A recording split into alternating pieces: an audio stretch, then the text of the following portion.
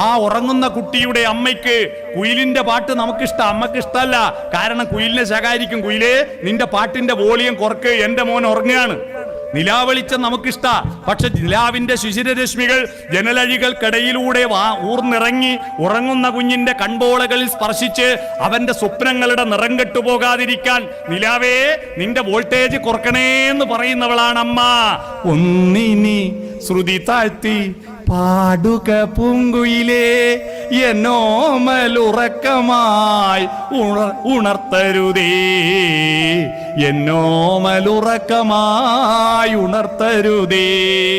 ഒന്നിനി തിരി താഴ്ത്തു ശാരദ നിലാവേ, ഈ കണ്ണിലേക്കിനാവുകൾ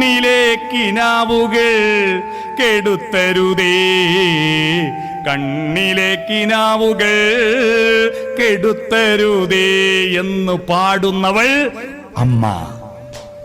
അമ്മ എന്ന പദത്തിന്റെ ആഴം പിടികിട്ടിയോ?